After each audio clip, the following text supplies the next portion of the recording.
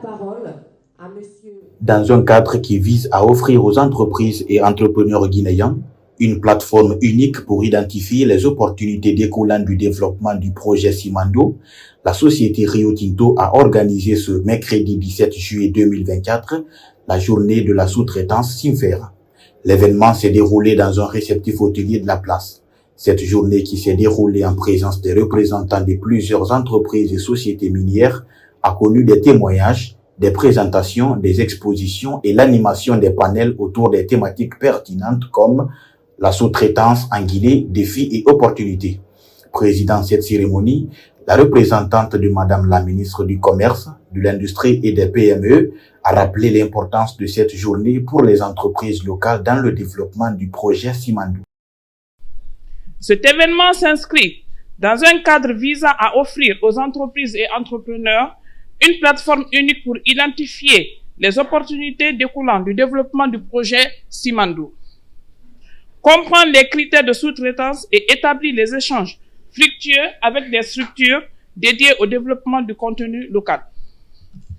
Le projet Simandou représente une opportunité majeure pour le développement économique de notre pays.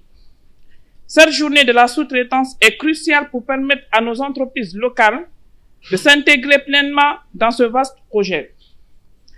En facilitant l'accès à l'information et aux contacts nécessaires, nous espérons que les entreprises guinéennes pourront bénéficier directement des retombées économiques de ce projet.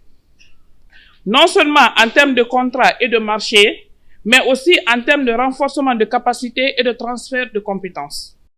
De son côté, le manager de la société organisatrice de cet événement qui est Rio Tinto est revenu sur les objectifs de la société vis-à-vis des entreprises locales.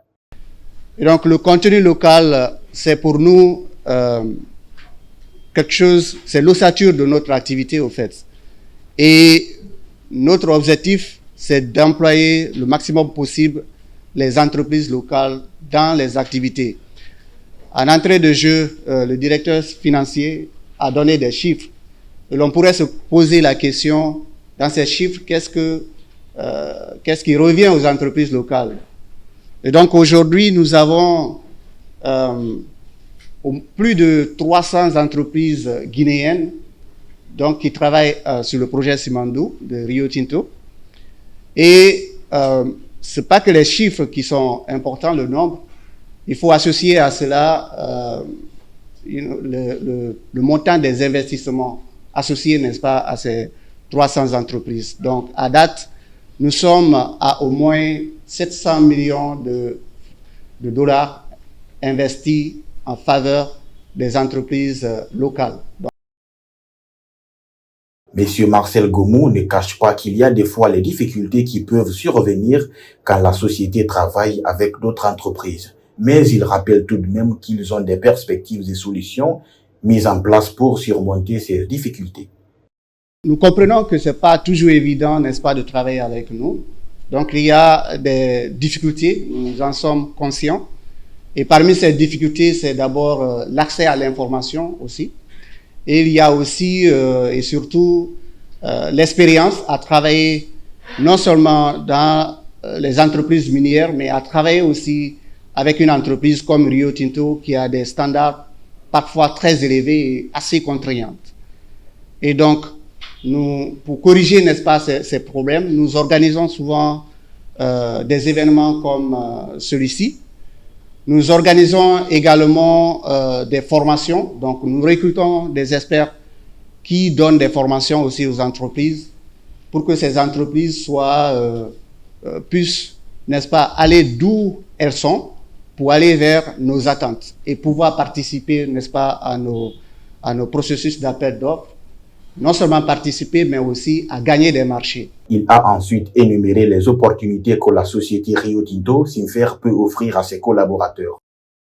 Les opportunités que nous avons aujourd'hui couvrent les domaines de l'électricité industrielle, par exemple, couvrent également les domaines des traverses de rails. Je sais qu'il y a beaucoup de représentants d'entreprises minières ici. Et il y a des chemins de fer en Guinée aujourd'hui. Les traverses de rail, pour ceux qui le savent, nous n'avons pas sont souvent commandés de l'extérieur pour venir. Donc nous, notre objectif, c'est de faire en sorte que des entreprises locales puissent fabriquer des traverses de rails qui répondent aux standards, à nos besoins, mais aussi que nous arrêtons d'importer au fait. Contenu local, on aime souvent en parler, mais l'essentiel du contenu local, c'est le développement industriel local. Monsieur Francis Perani est le directeur du projet. Il assure que le projet Simandou est à la fois au bénéfice international et local, qu'il faut donc prendre tous les deux côtés en compte.